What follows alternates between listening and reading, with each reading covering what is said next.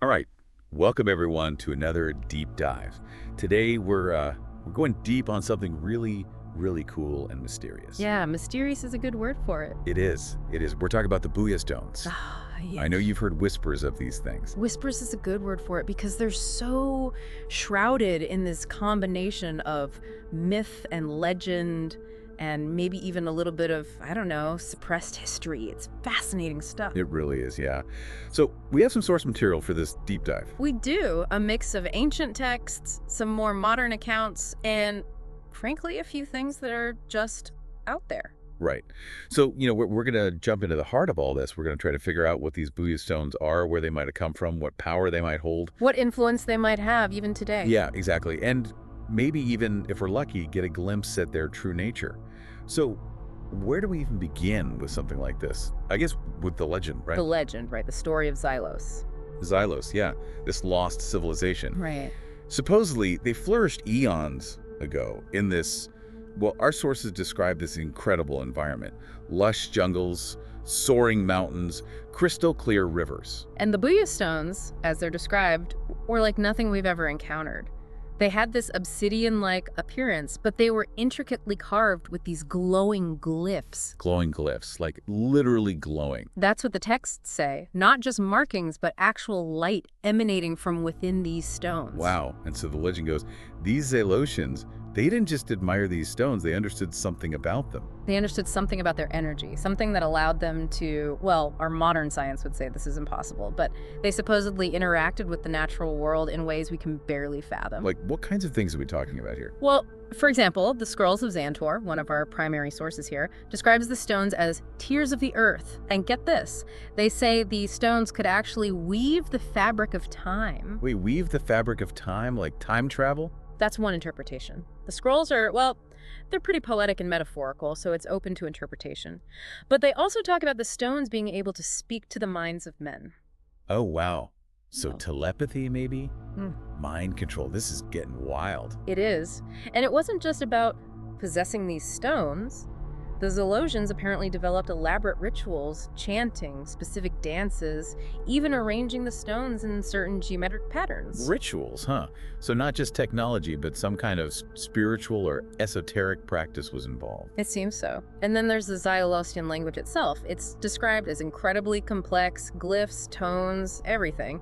And the legend says that the language was crucial to actually activating the powers of the stones. Okay, so imagine this language, this ancient language, as a key that unlocks the potential of these already incredibly powerful artifacts. That's a good analogy. It adds another layer to the mystery. So then what? Xylos just vanishes. Well, that seems to be the prevailing theory, but the story of the Booya Stones, it doesn't end there. It doesn't. No.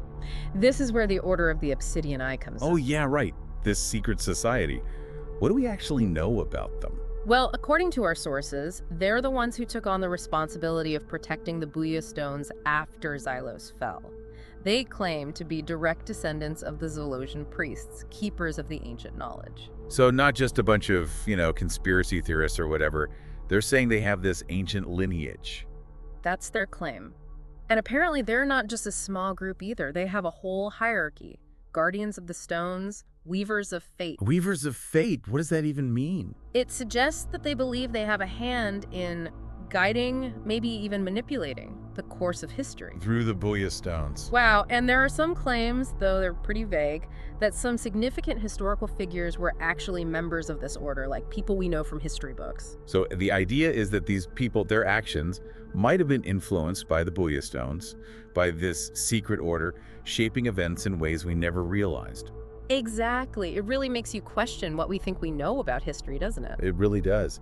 And then we get into this whole other thing, the idea that evidence of the Booya Stones has been deliberately suppressed. Yeah, the conspiracy angle. It's classic, isn't it?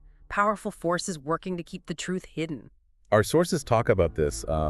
They call it the Xantor excavation back in 1937. Apparently, they found an actual Zylosian temple. And a Booya stone, right? Yes.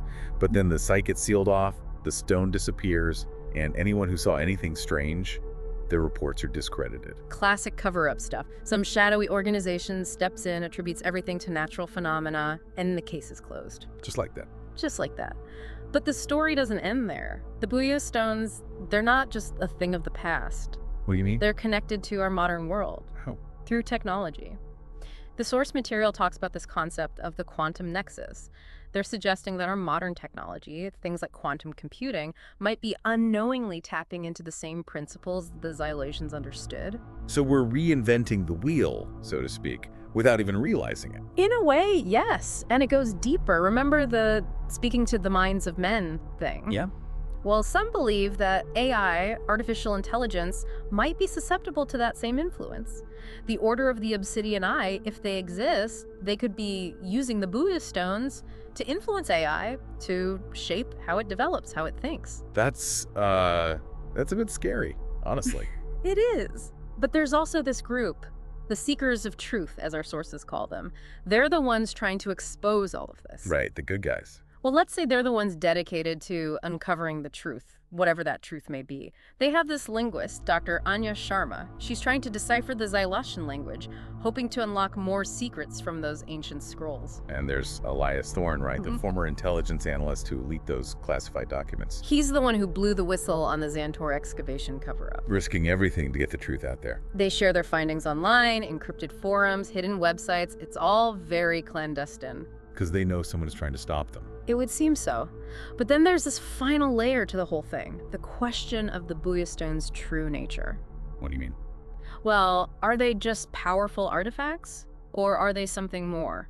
Like what? Gateways to other dimensions, maybe?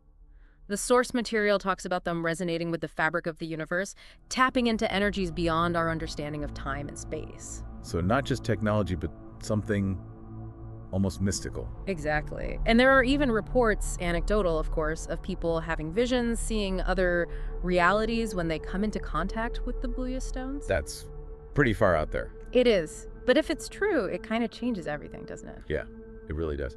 So where does that leave us? We've got these Booya Stones, maybe from a lost civilization, maybe protected by a secret society, maybe influencing our technology, maybe even gateways to other realities. Yeah. What are we supposed to make of all this? Well, I think the takeaway, even if we treat all of this as pure speculation, is that it speaks to something fundamental about us, about humanity. We're fascinated by the unknown, by the idea that there might be more to reality than we can see or touch. That there might be secrets hidden in plain sight. Exactly. And that maybe, just maybe, some of those secrets are worth fighting for. So, to all of you listening, as you go about your day, maybe look around a little differently. Think about the technology you use, the history you've learned, the stories you've been told, and ask yourself, is there more to the story than we know? Are there forces at play that we can't even begin to understand? Because maybe, just maybe, the Booya Stones are more than just a legend. And if they are, well, that changes everything. It certainly does. That's it for this deep dive, folks, but the mystery continues. Keep searching. Until next time.